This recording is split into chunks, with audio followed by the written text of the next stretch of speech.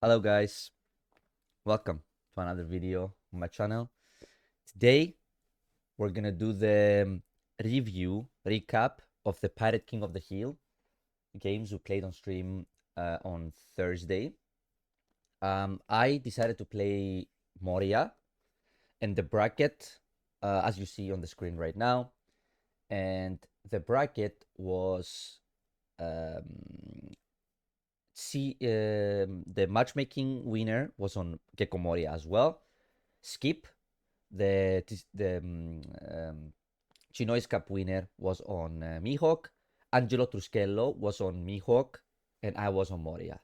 So what happened was Skip won 2-0. Angelo beat Skip 3-0, and you will see the results of this game. In case it's the first time you're seeing it, I won't say what happened in my game and Angelo Truscello. But yeah, so the final was a best of 7 of me on Moria versus Angelo on Mihawk. And this is the list. So pretty stock, honestly. The only flex slots really are this card, this card, this card. And what people tend to play instead of them is either Ground Death or S-Snake. I think these are the most common. Snake. Oh, it's yellow, that's why. Snake. Or this card. Uh, honestly, I just didn't have enough experience with the deck to make a decision, but like the high density of triggers matter, and this card being able to pick up 2Ks from trash with triggering matters a lot. Like they could attack, you trigger this guy or this guy, and then you can bring back Hawk back and pick up a 2K or a 3K counter with this. So it does matter. That's why I play 2 copies, because it's good sometimes, but it's not mandatory. It's not needed. And these are just there. This card is just there for density of 3 drops, and overall you just want to have as many triggers as possible. So right now we have 2, 6, 10, 14, 18, 20, 22, then 30, 32 of the 50 cards we play are triggers that spawn bodies, right? So your chance of spawning when you take a life is about 63%. It's very high, very high. So yeah, that's just the goal. Just tempo, make a whiteboard, start popping your cards that have effects when they get popped with the leader effect, to put pressure. And during the later turns, all you want to do is just Boa heal, Moria heal, right? They just double heal and just continue applying pressure. You're an aggro deck. We're gonna jump straight into games. I made the games on double speed so that we can get through the games a bit fast, because we are both taking our time to play properly, because it's important for us to play well so that you guys can also see good games. Yeah, and this is basically the games, and we will just go straight up. Here is the score on the left. What's the score on the left? You can always see the main video with my current commentary, because I was playing and I was commentating the game on stream. And that's why it's great to watch these games live, because you get to see my thought process on that moment, what I'm thinking. Now I'm just going to go back with a fresh mind, look at the game and see if I find myself doing something wrong, you know? But yeah, let's just jump right into it. Game one, he chose to go second, which I was very surprised by, to be completely honest with you, because my goal coming into this was to go first. Why is that the case? It's because Angelo's list, maybe I can also pull that on the screen quickly for you guys. Angelo's list was playing 5-cost bonies, and I could not afford. Here it is. So this list, he was playing 5-cost bonies, so I cannot afford to go second and get my Dawn frozen by this card, and then not being able to play the 6-cost Moria, this card here, because it's very important to curve out. While going first means that on my 7th turn, no matter what he does, I will be able to play these and preferably and hopefully bring this card back, which brings this card back, which freezes their Dawn, which freezes the character they play for 5. So which is the play you want to make every time, right? And you will see all these games will go the exact same way. Like these games will be very similar curve wise. Yeah, if your opponent plays 1 second, where is it? Yeah, if your opponent plays 6 cost law and like a lot of 5 drops, that's an argument to take second from them. But with this list, basically going second is just bad, right? Because they have no 8 drop and no 6 drop. So why would he ever go second? Right? Like their 6 don't turn is a 5 cost and their 8 don't turn is a 7 cost. That's why I wanted to go first. But hopefully for me, he also thought he decided he wanted to go second, which means I got to play first. And when you go first, all you want is your 1-3 into 4 drop curve, because we don't play any 5 drops, into 6 cost Moria, into Boa Hancock. And I'm thinking about this hand, and oh, let me mute this, sorry. I'm thinking about this hand because basically it has none of that. It just has a lot of searchers. The benefit of this hand is because the searcher is not just the event and it's Lilith, I can play Lilith on 1, and if I miss on a 3 cost, right, I can go 5 with Lilith on 3 Dawn as well. So then I have a play for 3 Dawn turn. And then if I don't have a 4 cost, I can still on 5 search with event, find a 4 cost, and still play it. So this hand doesn't have the cards but have searchers, and because I'm on the first curve, it allows me to have space to do it. You see, no 3 cost here, but I found the 4 cost. So now we have filled in the 5 Dawn slot that we were looking for. On 3, we could search, but it's way more efficient to attack with Lilith. So something important here is you see he did not play the Perona. And you would say that's surprising, right? Well, some players have decided that it is more worth it for them, like Angelo, to see one more card from their deck and then play Perona. Why? It's because it will help you make a decision.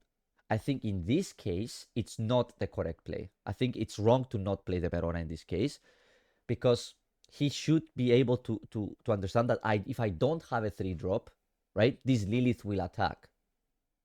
And in this deck, Lilith is actually a threat later in the game because the leader effect buffs everything, so it makes it a 3k. So you only need to touch 2 Dawns to attack with it. So having a Perona to trade into the Lilith is very nice on the board right now. And I mean, here he will attack, I think, face anyway, but it's just learning the matchup, right? It's like if your opponent has a searcher in play, it makes sense to play your searcher just so you can contest their searcher, right? Even though it helps you see one more card, having the 2k in play to be able to trade into the Lilith matters. So you see here, I attack 5. There is no reason to heal early game. No reason to attack early game, right? And then I go 5 with Lilith because I found Sikus Moria. So now I have my 4 cost as Perona. I have my 6 cost as Moria. So all I'm missing right now is Boa. So that Lilith in hand will be used to search Boa. I know, right? Like I have that Lilith. The goal of that Lilith is to search Boa. Nothing else. Because then I have my complete curve. He thinks here, of course, because, I mean, you can see here, right? If there was a Perona searcher in play now, it would just eat the Lilith. But now it makes it a little bit awkward, right? Because now he attacks. 5 is good because if he attacked 6, for example, I would have countered with Perona and I would have taken the life so that I could trigger something to spawn the Perona, right? Here you can say, but George, you don't have a 4 cost now to play anymore. Why did you pitch the Perona, right? Because I don't want to take a life. I could have also pitched the Sindri here, to be honest. But I don't want to take a life, right? And then miss the trigger that spawns a body, because every life is about 63% chance to spawn. And the deck has a lot of 4 costs and 3 costs. And I actually don't mind playing a 3 cost this turn, because all that matters is just playing a 5k. And here I find the Hawkback, which is the best case scenario. I attack 5, play the Hawkback, and pass. And now, because I protected that life last turn, my trash is full of bodies, right? You see, I have Hawkback and Perona. But if I didn't hit the second Hawkback, I would have at least have the Perona to take the life easily here, because at the start you don't want to defend. If as long as you have a body in on the board to in the trash to spawn, you should just take life against this deck, because this Mihawk deck doesn't have a way to burst you down. Like, you look at the board, they have a leader and a character. They can attack you maximum 2 times. So if you're at 2 life, you can never die. So because they don't have a way to restand the character, they have no rush characters. So it's very easy to play around this deck, lethal potential, right? And I will go. And now I draw the Boa. So in this spot, I'm like, okay, perfect. I don't even need to Lilith search anymore. I'm complete, right? So let's just put pressure. So what I'm going to do, I'm going to Moria. I'm going to bring back the other Moria I have in trash. Then I'm going to pop the 4 cost and bring back Perona to freeze the 5 cost, which is like your... And now my other Hawkback in play, Hawkback, not Moria, sorry. The 4 cost Hawkback in play can attack 7, and the leader can attack 7 as well. So you see, this 6 cost Moria turn is broken, right? Like, so we just played a 7k, a 5k, we boosted our board, and we froze the 5 cost for 6 dawn. And the only reason we can go 7-7 here is because we have the Boa already. Otherwise, we would have to play the Lilith now to try to find the Boa for the 9 dawn turn. You will see as well on these first games, Angelo is playing very defensive. Like, he's holding back quite a bit. He's countering very aggressively the lives. And all I'm doing in these turns is I am gathering info about the game. And now he's gonna think a bit, but obviously his only place to play Shanks. There is no, like, I can see his list, right? Because it's open deck list. So I know his deck doesn't have anything for 8 dawn other than Shanks. So if he doesn't have Shanks here, he's literally dead. Like, if his play would be a 5 cost here, he would literally lose on the spot. But here is the Shanks, and now he needs to make a choice. And the reason why it's important is because here, why it's important to also keep the Lilith, and why I countered with Perona on the 4 dawn turn, is because if I countered with Sindri, like I said, I would not have a 4 cost in trash, but also I would have 2 1Ks in hand now, which means I can't protect my 6 cost Moria from a 9K swing after he untaps here with Shanks. Because he can leader effect, tap Shanks, tap my Moria, and then go 9 with leader into the 7K Moria, right? And in this case now, I can't defend it. Sorry. And yeah. So in this spot, I'm in great shape, right? Because I'm gonna play 9 cost Boa. I'm gonna heal. I'm gonna take his life. I'm gonna attack like 3 times. I can only do it 3 times because my 5Ks will not be able to attack because of the Shanks minus. Yeah, I can. Oh, but he attacks the Hawkback here. And the interesting thing here is that Hawkback cannot bring himself, and he also cannot bring Sindri because he only brings cards with trigger. So what I can do here is I can counter with Lilith Searcher, because that would put a character in the trash that can get spawned, and then just let the Hawkback die if I want to keep my 2K counter in hand, and that will bring back the Lilith. So it's basically like I summon a free Lilith, right? 0 dawn Lilith if I want to. So I either, here I have 2 options. Either 2K to save it, or I 1K with Lilith and spawn it back. The reason why it's good to 1 cost with Lilith is because his goal, the way the board state looks like, to me, he's looking like he's either, if I defend the Hawkback, he's gonna freeze them with 1-cost event. That's what I'm thinking. But if I let it go, he's only plays to go 5 with the Kid and Killer, which is exactly what I want, right? If here he goes 5 with Kid Killer, it's best case scenario for me. Why? Because if the first life is a trigger, I am in that same spot I was before he attacked the Hawkback, right?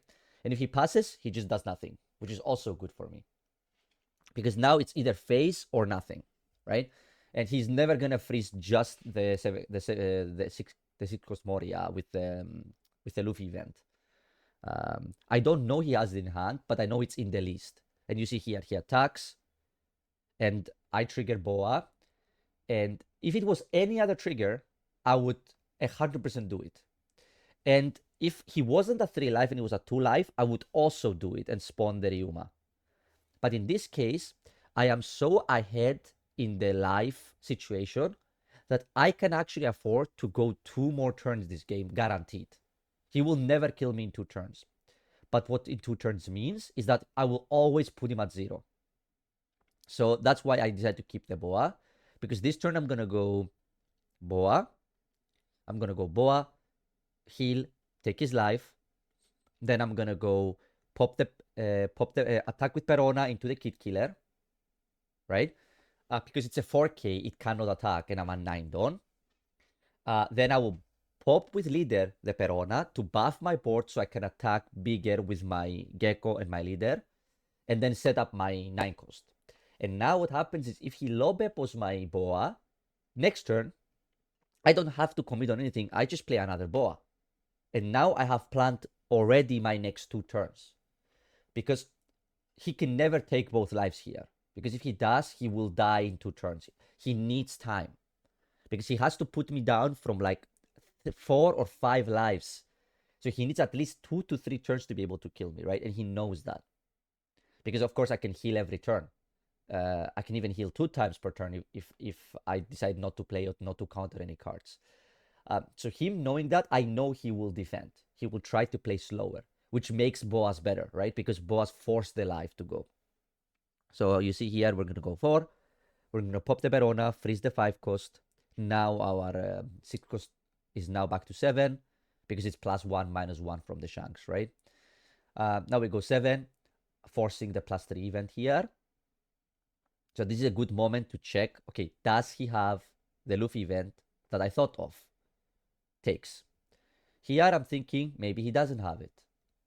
You know, it's possible that maybe I read wrong into it.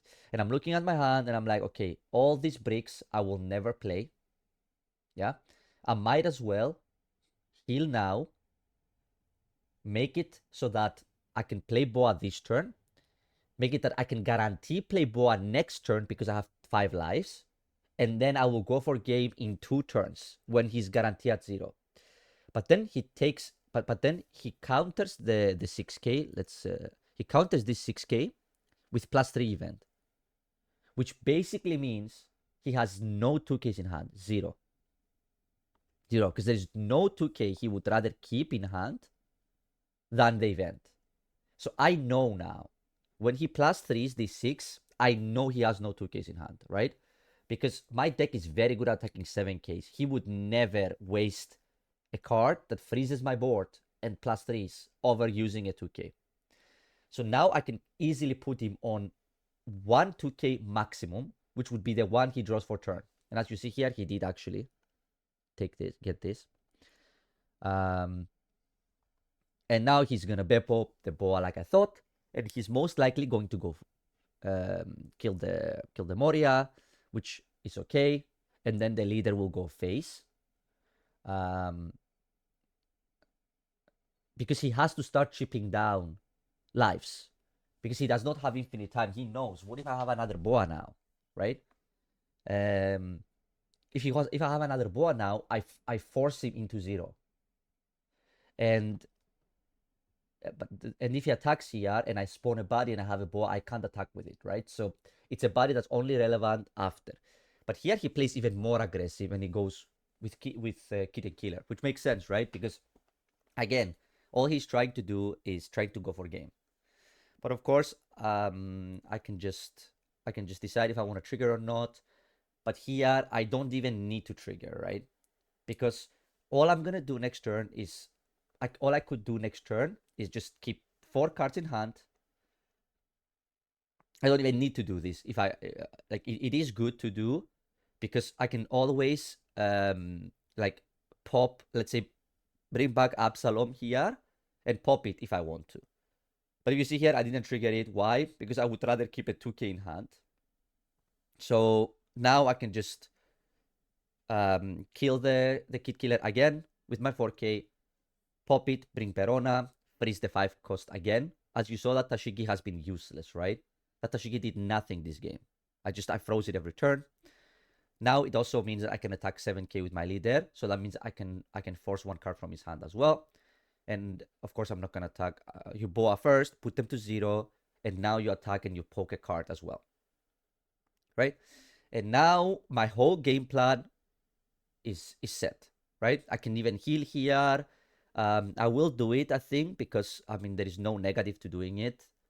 Because the more lives you have, the more it forces them to push, the more likely you hit triggers, which will guarantee the game, right? I think both are okay here. Both healing and not healing are okay here. But healing here allows you to also heal next turn and potentially survive if one of your lives is like 8 cost Moria or another Boa, right? And then somehow they go low Beppo again and you think you can't kill them, right? And I was counting here, if can I save the Boa? That's what I was counting. Can I save the Boa? And in reality, I cannot save the Boa. Because he can go, if I keep this hand, right? And he goes 12 into the Boa and I 2-2. And then he goes 10 into the Boa with Shanks and keeps 2 events open. Boa is dead. And then I keep all my lives, is true. But I only have my leader to attack with again. Right? And yeah, it's not like we're still in the same spot. While now, if I heal this turn, I can go 15 life with leader and then heal again, guarantee I can never die, and then go 15 again the turn after. And I know this Mihawk deck, this Mihawk deck cannot survive 2 15s in a row. Like, impossible, right? Because I even know he has like no 2 keys in hand. Wait, what happened? Oh no. Where were we?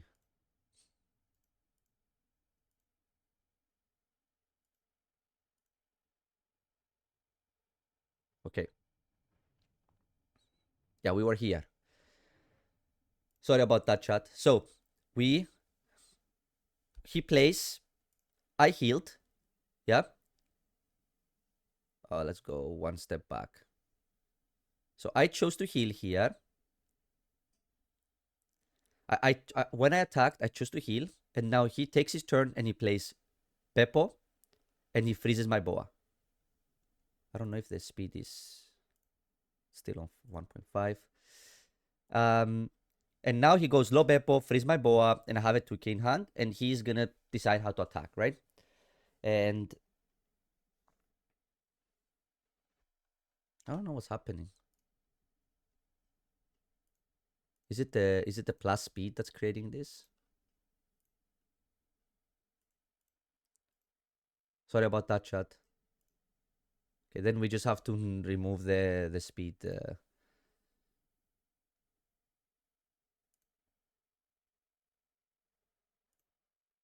Yeah. So here we are. So he's gonna he attacks 10 into it, I 2k, and now he goes 11 into 10. Okay. And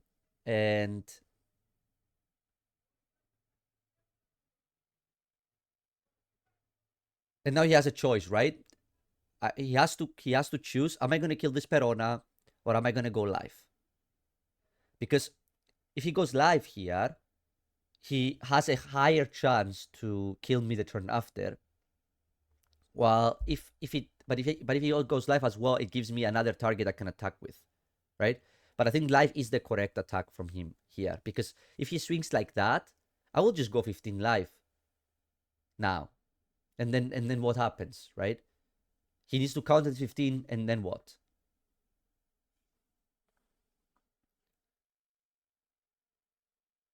He's most likely alive here, but I can never die with 4 characters in play and hits his leader. He can attack maximum 5 times. And this is what I meant with this Mihawk deck is so predictable, right? And it's like, now I'm just gonna go 15. And has to use his whole hand to survive.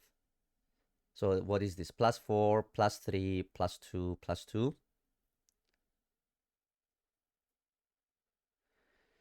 And we got to this point now, which we where like his only out is to have like the 4 cost 2k blocker, the Zoro, but it still doesn't matter because he's gonna be at like what 3-4 cards in hand, and I can just attack with the Lilith as well because then his leader is 5k,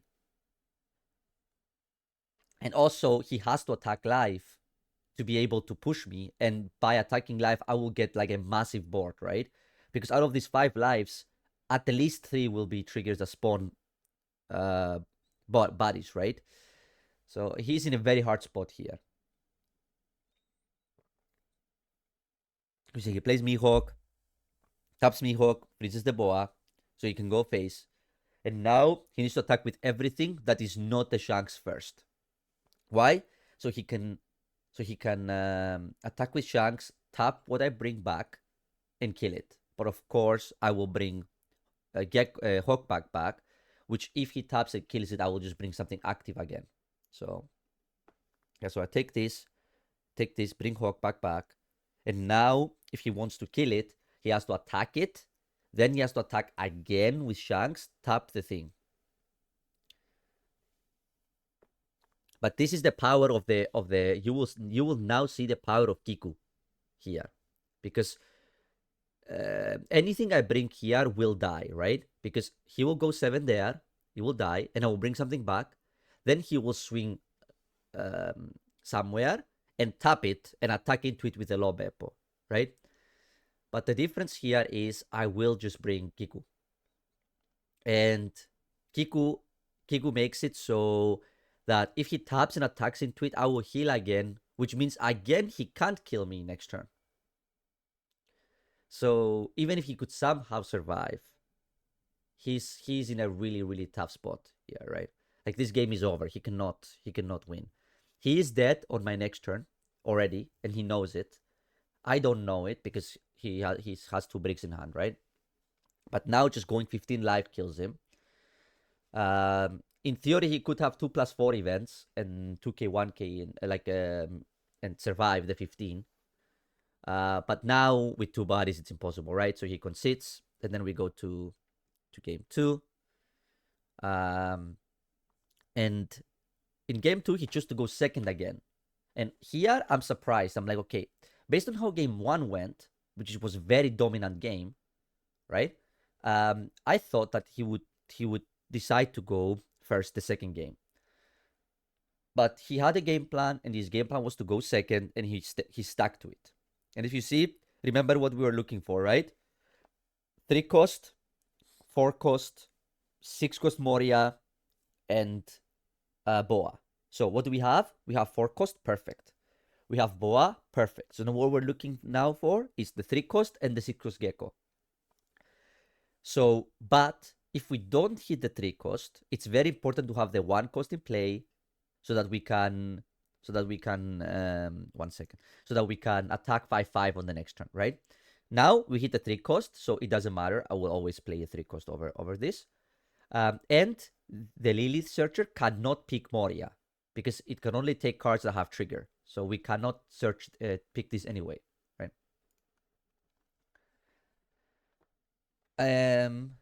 Here again, Perona on 1. He's thinking, and he doesn't play it, which again, as I said, I think he should play it. In this moment, less, because he knows I have a 3 cost, so this will never attack. So here it's fine. But like in the first game, without not knowing I have a 3 cost, it was better to play it.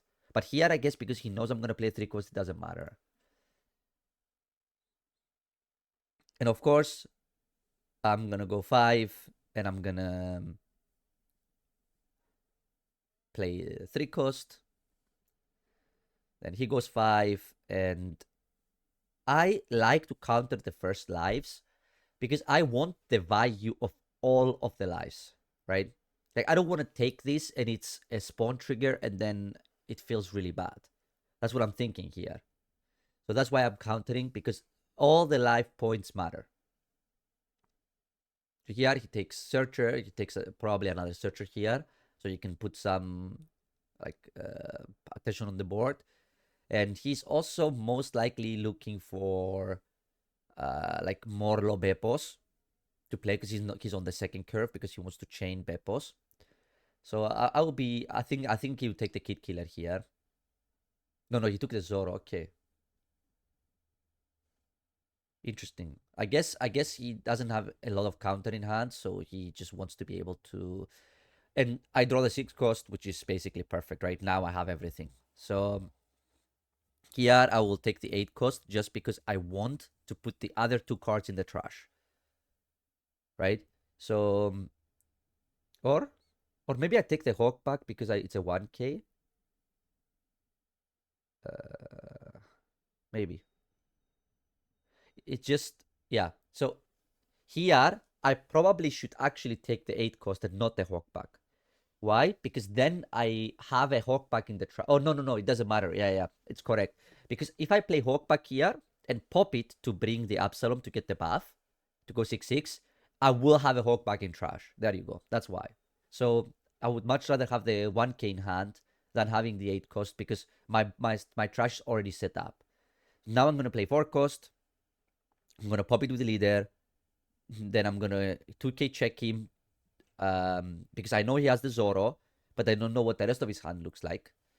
I'm going to pop this Hawkback, spawn the Absalom, and now I have a Hawkback in trash already, right? So that's why it's better to pick the 4 cost, because there is no real spot in this curve for 8 cost. On your first curve, 8 cost Moria is not good with this deck. It's like a worse Boa. So here it's 6/6.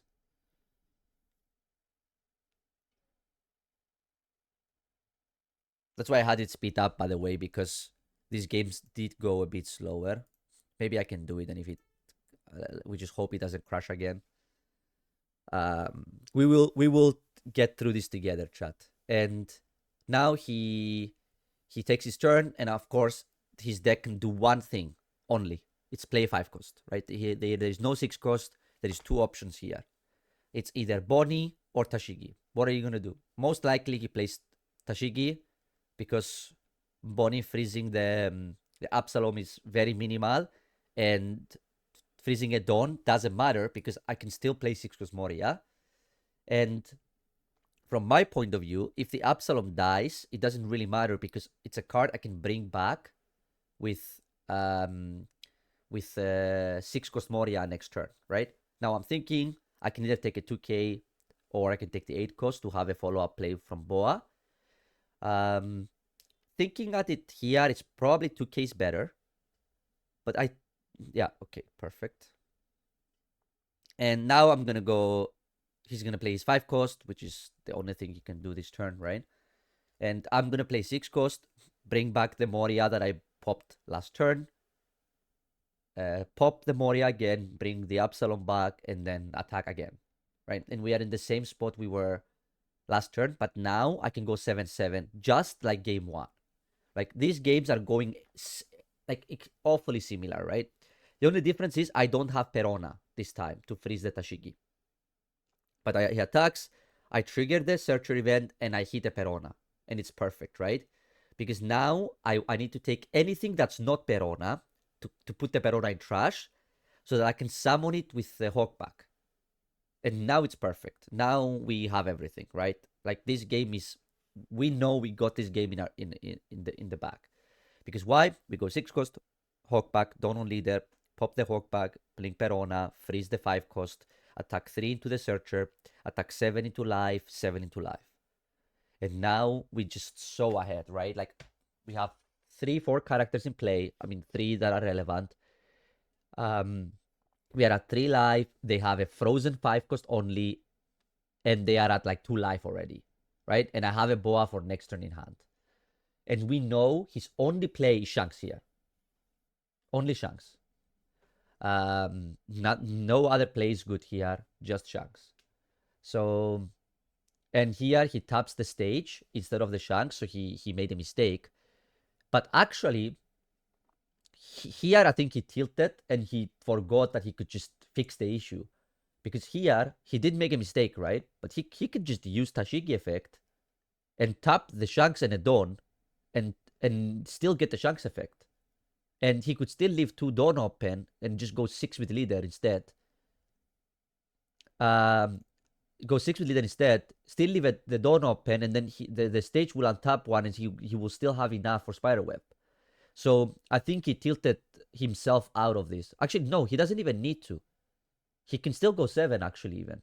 Because the stage will untap one. So he could tap this and a Dawn to buff this and still get the Shanks effect. So what he should have done here is just take a step back, think, okay, I made a mistake, but how can I fix this? Right? And here he attacked both lives and they were both Searcher triggers, which is not bad. But actually for him, it's really good that I did not get a body, right? Shit, I almost dropped my coffee. So here I'm just going to take some card. It doesn't really matter.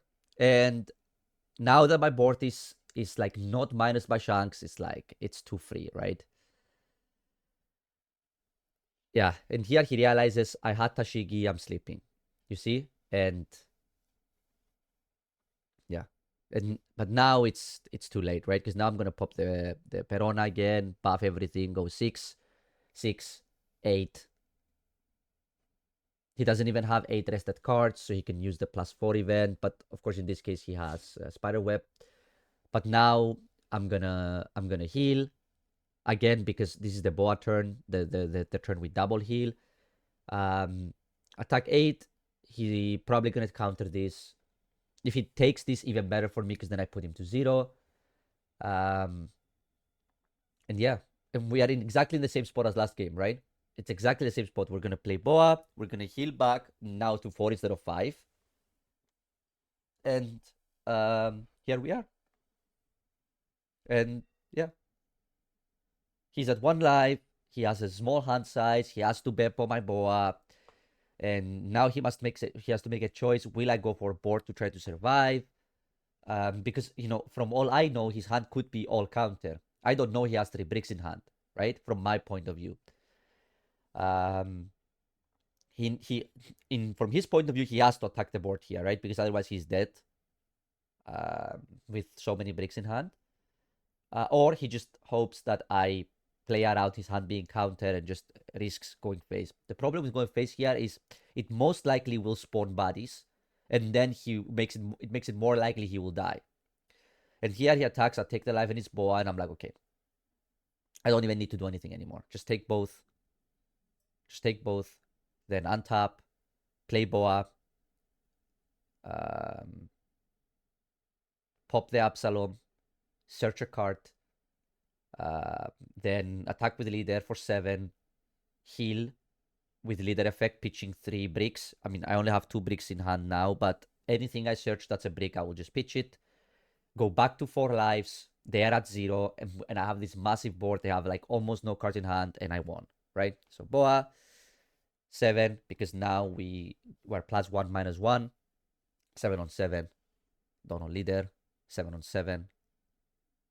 Pitch 3 cards, heal, and we pass with 4 lives and 4 2Ks, and he has like 5 cards in hand, and no way he can survive next turn, right? Because even if he Beppos the Boa and somehow clears the board here, which he can't, because with 4 2Ks I can protect the Boa guaranteed. But even if he could clear the board, I will just go 15 with the leader and he's dead, right? Because he's at 0 with no blockers. So here he's just gonna Beppo, but yeah, I'm not sure you want to. We should continue watching this. Sure, we can watch it, right? It's fine. It's a bit sped up as well. But yeah, he's just gonna Beppo. He's going through the motions here. And I'm gonna untap and I'm just gonna attack, right? Because there is nothing he can do. He has to even go face here to have a chance to win, right? Because imagine he clears the board now. What happens? I still have 5 lives next turn, and he still can't kill me, right? So he has to go live here and then survive, which is impossible. So this game is over. So this is game 2. Yeah, we can go. Yeah, he goes 7 here. I just let it go because all that matters is I should keep the boa alive, right? That is guaranteed lethal if the boa stays alive, and I know this boa cannot die with my hand. If he goes 14, I just 2-2-2. If he goes 10, 12, I go 2-2-2. Yeah, so here I go 2-2, and I think he just gonna go 10 and concede when I counter the 10. But it doesn't really matter, right? Because he was actually just dead to the 15 from leader anyway. Here.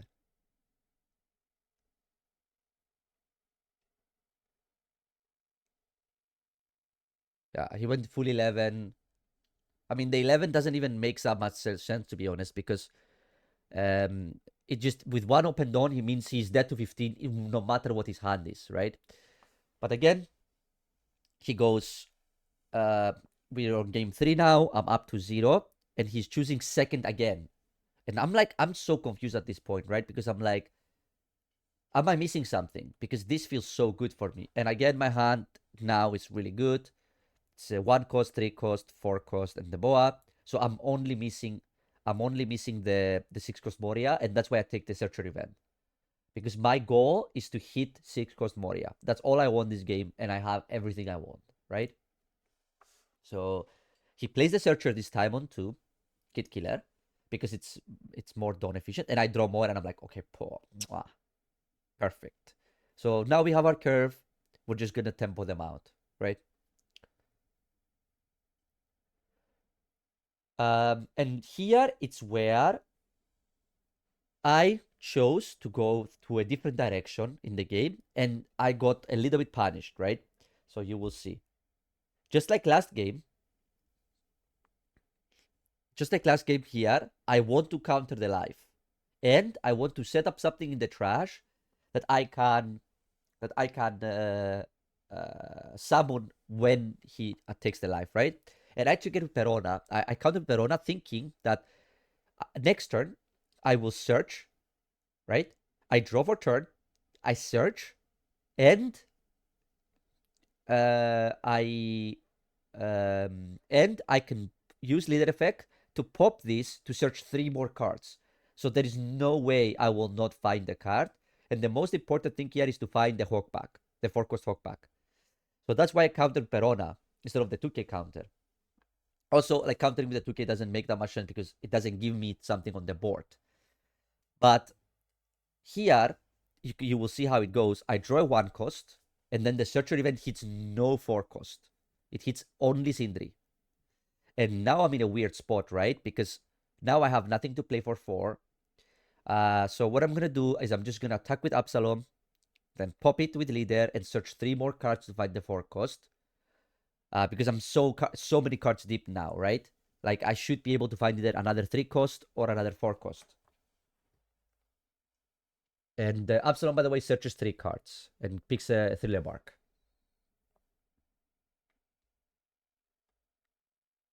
And he's thinking, he 1Ks this, and now I pop the Absalom, and I hit only 4 cost I hit is Kiku. And I lose another Boa. So now there's only 1 Boa left in the deck. So this might be a single Boa game, most likely. And now I can attack, at least I can attack with Lilith that I played on 1 cost, but I don't want him to know I'm going to attack with it. So I go 6 first. He takes, and now I can go 7 with Lilith because Lilith is a 3k because of the leader, right? So at least I took 2 lives this turn. So it wasn't the biggest disaster, right? But the Searcher kills it. He attacks life, which is great for me because now I can trigger and spawn a body. Spawning Perona here doesn't really matter. And if he decides to play 5 cost and attack with one of the Searchers into the Absalom, it's also okay. It's not the end of the world because it could help me find Hawkback because I am missing the 4 cost. So this game is weird because I didn't have 4 cost Hawkback, And I didn't have a 4 cost to play on 4 dawn. So this game is going to be a lot closer. But he attacks live, and this is super greedy, by the way. So now, look at my trash, right? It has nothing, and or just Perona, and I can just spawn Perona with the A6 cost, but no, I want Hawk back so I can pop it and bring Perona active and freeze the and get the buff. So I play Sindri 2k to mill 5 cards. I hit the Hawk back, and now with 6 I can play bring Hawk back, put the Dawn, pop the Hawk back, bring Perona, freeze the Perona, and go 7 live. And I'm in the same spot I was last game. Now it's just I have one less body, right? That's the because I didn't play something on 4. So I'm in the same. We're in the same spot, -1 body because I didn't play something on 4 dawn. Yeah. So now he's gonna do the typical. He's gonna play Shanks because it's his only play, like we discussed the previous games. In case you're wondering, I'm drinking frappe, by the way. And yes, I do speak Greek. I am from Cyprus. I'm Greek.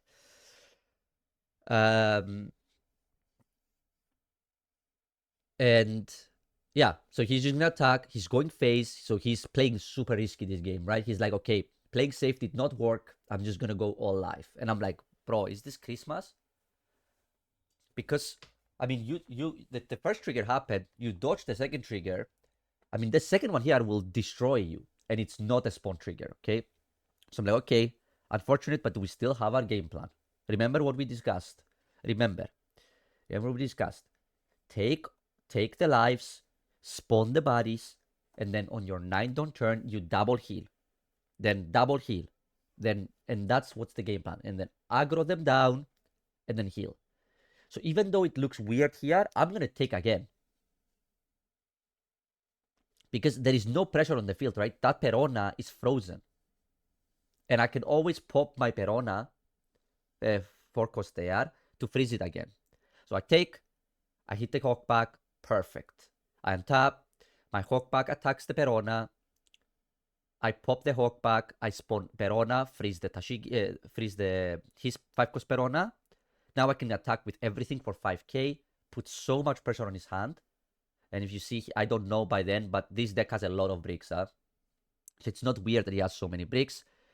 Then 6, and if at any time he takes, obviously I'm gonna heal as well.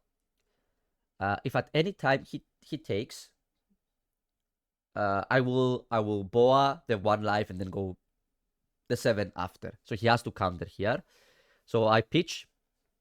I obviously in this spot I obviously pitch the Citrus Moria, which I'm never gonna play, and the 1k counter, right? And now I'm deciding, do I value a 2k counter over the 8 cost? And what I'm thinking is I'm gonna double heal this turn, and if he goes for board, I could double heal again the turn after and buy myself another turn. So I decide to keep the 8 cost as an option to have to go one more turn if he decides to play defensive, right? Because buying time against this deck is great. Because every turn they have to pitch cards to survive, and they're slowly running out of cards, right?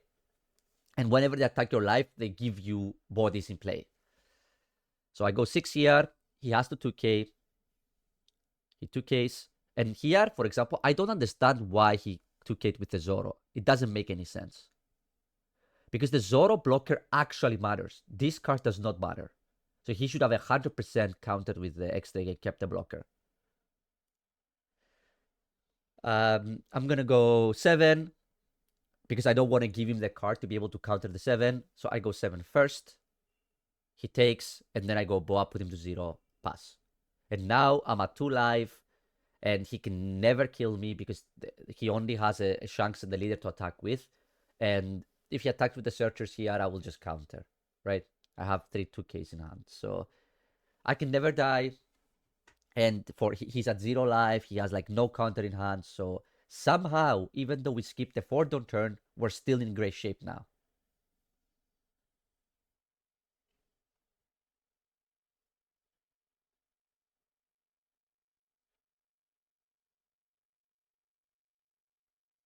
So he takes his turn. It's just the same, right? It's Beppo always here. Beppo freeze the boa and go from there. That's just the play. Oh, wait, what happened? No, no, no. What am I talking about? You see? That's why, chat, you have to be more careful. So here, what he actually does is he has Kid Killer. So he will just untap the door and +3, right? That's obviously what he's going to do. And I'm saying this in the stream. Like, that's what he's going to do, right? Because I know he has this event. He searched it with Perona on turn 1. So I know this is going to happen, right? So he's going to untap the Dawn and counter it. And then I'm going to play Boa, and he stays at 1 life, right? Same concept, similar concept. But now he untaps, and he's in this spot where he has no counter in hand. I don't know it, though, by the way, right? So he goes 9 there. I'm thinking, shall I counter this? And actually, I could counter this, but because I kept the 8-cost Moria in hand, I don't have to.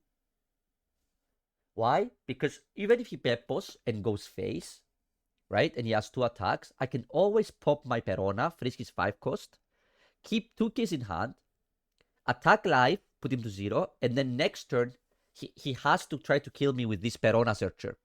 And he can never kill me with this Perona Searcher if I have 2 2Ks in hand, right? Or even a single 2K plus any counter is enough. Because this can heal me a 2K counter. So I am thinking a bit here, but it is correct. I just let the Gecko go, because I don't need to kill him this turn, right? I'm calculating, okay, so he will play Beppo, and he will attack, either live or in one of the bodies, right? And yes, in fact, that's what happens, right? If he taps out completely, I will just go for game and kill him. But of course, he's not gonna, like, I don't need to do it, right? Because if I play 8-cost, I am guaranteed to win the turn after, because he will be at 0. So I let this Moria go. I take a while because I'm thinking here. I mean, this turn is very important for me, right? Because this is this is basically 1 before last turn. I let this go. He plays Beppo. He freezes the Boa. He untaps 3 with the Perona. And he can now attack somewhere. And I think he's going to attack live for like 8. And then leave 2 open door, I think. In case the life is like a spider web or something.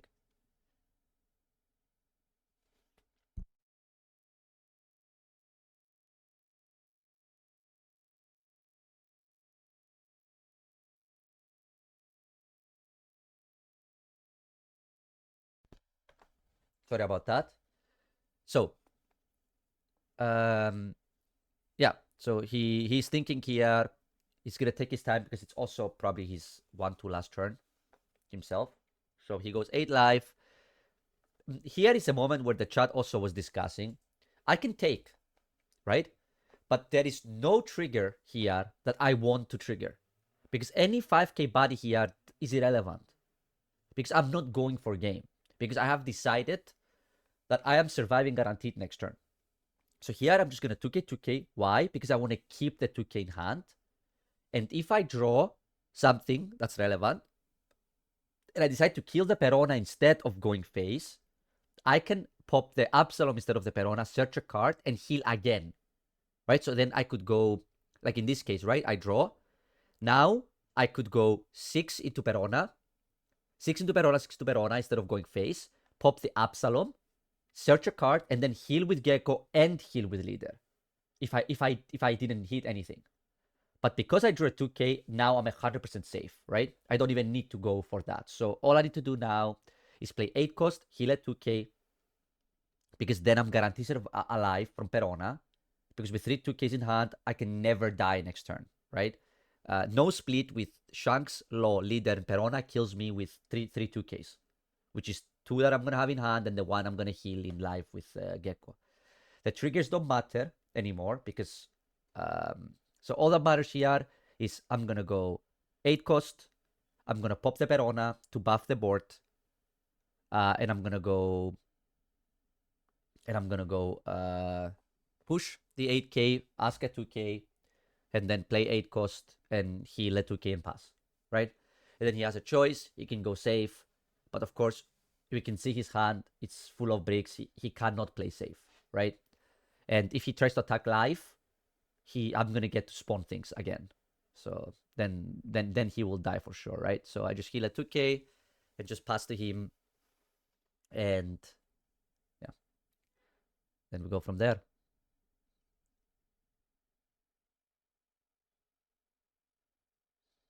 So this is the game. This is game 3 now.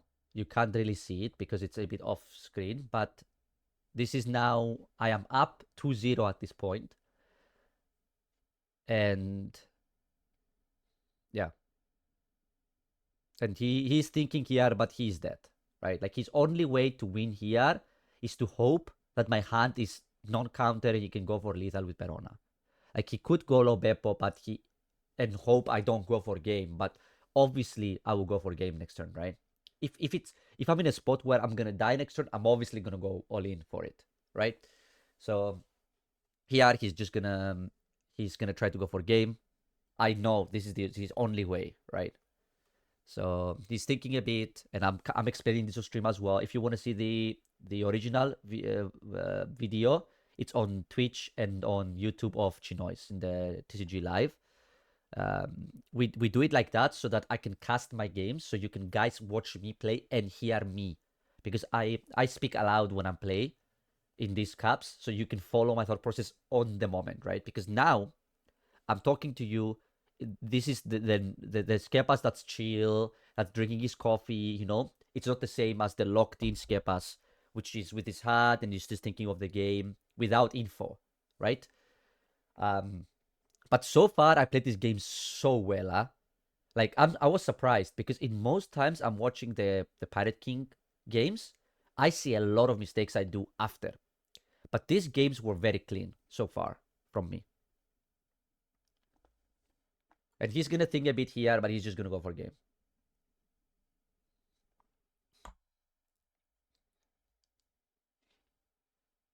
And I'm sure Angelo will put a bit more respect on the yeah, here. Oh, here it is. And I'm sure Angelo will put a lot more respect on the Moria leader after these games. So he goes here 7, and I'm calculating how can he split the best, and that is 7, 9, 10, 11. But I can already counter 10 in hand, so I will just take the 9 from Shanks as well. And then if I get a brick in life now, I will just counter the 10k from the leader. If I take a counter, I will take the 10 as well and counter the... And it's search or event, I take a counter, so now I will just take the leader hit as well and just counter the Beppo hit, and then it's game. Right? So 10, I take it, and now he goes 11 with Beppo. I don't need to trigger anything because all I want to do is just counter this, and then I just counter this, and yeah. So that's game 3. And now we are into the last game. And here I'm like, oh, he's definitely going first, right? But but at this point he's too deep into his game plan. He's like, no, I'm gonna stick to going second, because from my game plan, going second is better against this deck, because I don't want them to play Moria on 6. But yeah, and I open a perfect hand again, like super good hand. Like the other hands were good, but they were missing something, you know? I guess this one is missing a 3 cost, but this hand is just like custom made, you know? And I search and I find the 3 cost, and I'm like, okay, this hand is just, I have everything. And now, I think at this point he was like, fuck this game, I'm just going in, you know? Like all this passive gameplay doesn't work, I will just swing. And here he made a mistake he didn't do other times. He swung big. And why it's this bad? Because I can counter and take. And you see, I counter take, get the body, and now like this board looks molto bene, right? Because now I can search, maybe find Hawkback. Okay, no Hawkback. I will take probably the 8 cost here, just to have a backup after the Boa, like the other times. And then I'm just gonna go 5/5/5 Kiku, right? And I am only countering board. Like I will take every live hit, Because you saw some of the games, right? I didn't trigger something, so they seemed okay. But if one of the previous games, one of the early hits was a body instantly, like those games will go like this one. You will see. Like look at this, right? I have 3 bodies in play, and like imagine he doesn't have Perona 5 cost now. Like he's gonna get destroyed next turn. The only saving grace here is that I don't have a Hawk back in trash, so that I can't loop with the 6 cost. But obviously I'm gonna take all of the lives, no trigger, it's fine, and because I can always Sindri next turn to try to find Hawk back, and he's just gonna Perona, right? He's gonna Perona, freeze 2, then here it's where I was like, okay, he's just going in, right? Because I was like, no way you attack with the Perona here. But he's just like, fuck it, I'm going in. And I'm obviously going to take, if it's live, if it's at Perona, I will counter. And he swings Perona, which is correct. And he gets a 2k. And now I untap, and I have Search and Revenge, and I will always do that over Sindri.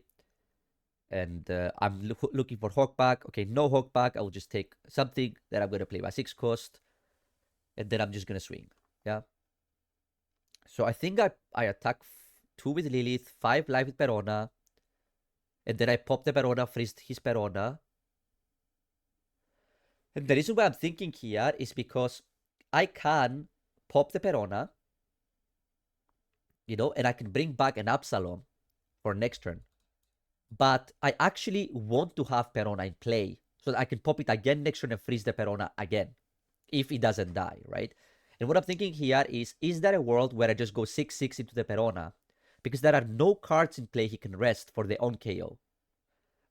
But I'm thinking there is 2 chances, right? Either he double 2Ks it and saves it, and then it's not frozen, and then it's bad for me. So what I should do here actually is go 5 life, pop Perona, freeze the Perona, guarantee that it's stuck, then play 6 cost, summon the Perona with the 6 cost, and then attack with the leader with the remaining into the Perona. So I force the counter both times, just like I did the other way, but I guarantee that his Perona is frozen now, and I still have a Perona in play, so I can freeze it again next turn, right? Because my next turn is always Boa, right? And that's why I want the Perona in play, so I can prepare the freeze beforehand. So I'm setting up my 9-don turn to be Boa, pop Perona, freeze his 5 cost, whatever that is. So here, even though it's frozen, I'm still gonna get Perona because I want it next turn. And now I'm thinking, and I'm like, wait, do I need to go face? No, because if he takes the life, it's probably worse for me. So I'm just gonna force more cards from his hand. So I sing the Perona here. And he needs to be careful, because if he saves this Perona that's frozen, he basically wastes a card to save something that's probably not gonna attack anymore, right? But if this Perona dies, it makes it so that I don't need to pop my Perona anymore, and now I can pop my Ryuba or my Absalom or something else to get value in different way, right? And now the Perona dies, and I'm so ahead, right? Like, look at this game. I might be at 2 life, but I can double heal next turn, and he has like very low amount of cards in hand, and my board is massive, right? So, and this is an interesting moment. I want to go through my thought process here because it's important. So he plays Shugs, and he taps the Moria, and I'm thinking he's gonna freeze, but he just goes face. He's like, fuck it, I'm going face, and I take. It's a trigger. I'm obviously gonna trigger it. Because it's just an extra body, right? And now, let me spawn the Absalom, because that's the only target I have, right? And you will see what I'm thinking here. I will explain it. So he passes, and now I'm in this spot. Why is this so interesting? So in every game we've seen so far, I played Boa on 9 Dawn, right? But in none of the games did I have such a big board. And here, all I'm thinking is, if I pop one of them with leader and attack, I can go 5 with Perona. Let's say 5 with the one I lose the attack with the one I pop, and then everything else can go 5, 5, 6 with Kiku, 7 with Moria, 6 with life, and then Boa, right? Which is very good. But what I can also do is put one Dawn on one of the 5Ks, attack with it, get one attack in, then pop it, and then go attack with everything else as well. Which means I get one more attack in, but then I can heal with 8 cost. And why is this important? It's because he's at 4 life. That means he's most likely, almost guaranteed, gonna have a life next turn. Which means I can just play the Boa next turn. If he was at like 2 life here, I would just slam the Boa, right? And there is only one thing that can punish me here, and that is if he has a spider web trigger to make his layer 7k. And even then, I have ways, but of course, it's not efficient for me to do so, right? So I decide to go to that direction because I want to get, I get to get 5 swings in here and heal. It's insane, right? Yeah, so that's what I do. I go 5 with Absalom because there's nothing to freeze with Perona, so I would rather get the card from Absalom. It also makes it so it's more likely I can heal with leader the turn after with the Boa. And again, as long as I go to 2 lives, I can never die, right? We know if our lives equals the number of character plus leader they have that can attack, we are always alive. They cannot trigger, but and here he takes life and it's spiral web, and he's waiting. I'm like, no, man. And here I have a small tilt moment. I'm like, no way. Like, because I got punished here, right? Because if I played Boa here, if I knew this life was a spider web, Boa was better. But the recipe of being good is you need to adapt. You need to adapt to the situation. So I'm thinking, okay, now back, lock in. Pop, pick a 1k, and now I'm thinking, what's the best way to win this game? They have 4 cards. I count the board. They don't have 8 rested cards. So their best in hand is a 2k. So I can go 13 into the Shanks, and he would need to throw 3 cards to defend it. Right? Because that 1 cost event needs 8 rested cards, and I go 13. And if this dies, because my board is already buffed, I can attack 7Ks now. There you go. Yep. And now I found a way to go through the 7k leader and still put the pressure. And because I can heal with leader effect, I'm super safe, right? And I can still Boa next turn from their 1 life. And yeah, I mean, this game state now is unlosable, right? Because if he plays Beppo and goes live, next turn I'm just gonna Boa, attack, heal back to 3, and I'm never dead from 3, and he's always dead with this hand size, right? So from this point on, I cannot lose anymore. The game ended. And yeah, it was some good games, but me going first, I had the upper hand the whole time, right? Like these games went very similarly, and I had a very clear game plan. And I did have it a bit on the moment. Like I wasn't prepared really for this matchup specifically, but it was just curve out, aggressively put pressure on them, and just stay with outside of their range the whole time, right? And here he's gonna go 9. I'll take. I think I don't trigger because there is no reason to trigger here. And yeah, I untap and I go 9 Cospoa, put him to 0. Attack. Because again, I could go for game here, but why? Right? I can just heal back to 3. He can never kill me with leader and Beppo from 3. And he's always dead the turn after because I will just go 7. He doesn't have enough cards in hand to survive from 0 life, right? So I Boa. I pop something, which doesn't matter. I think I popped the Perona here. Instead of the Ryuma, because the Ryuma could be relevant next turn. Because here I'm going to pitch all my cards anyway to heal. So, and I'm going to keep a 2k. So nothing I draw from this Ryuma will be relevant. So 7, pitch everything but a 2k.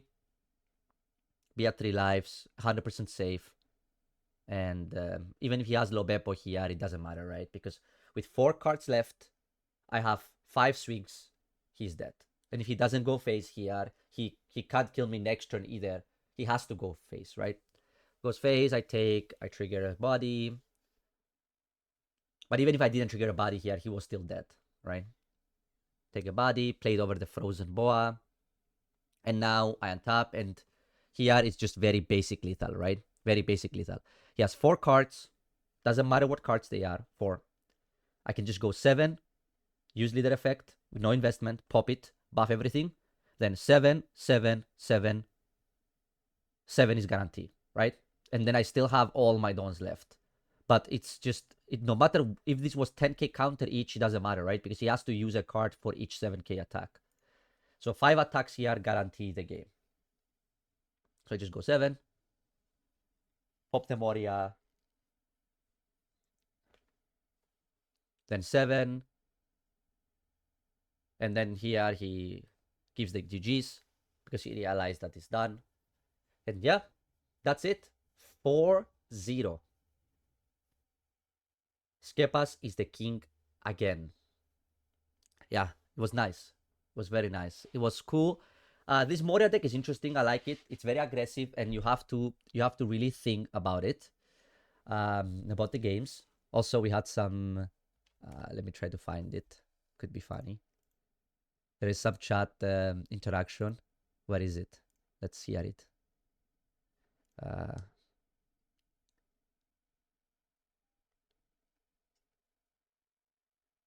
Where is it? No. There was a funny moment with the chat. Oh, here. It's a little bit back. Little bit back. Here. Let's put it at normal speed.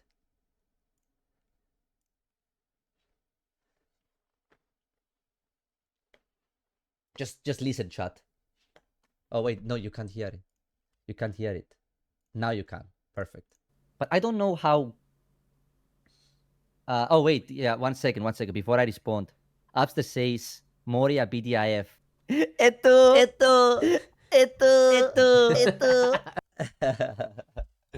Moria BDIF. I don't know about that, but the deck is good. So, yeah, that's it. This was the deck I played. Again, you can watch the full videos if you want in the Chinoy's channel. But I hope that you found this review very insightful, and I could maybe teach you something. Yeah, I appreciate everybody for watching, all the support, love. Please leave a like and subscribe on YouTube. And there will be way more content coming your way. I'm doing my best to put content every 2 days. And yeah, please give me any feedback in the comments, and enjoy the rest of your day or evening wherever you are. And always remember, don't forget that the face is the only place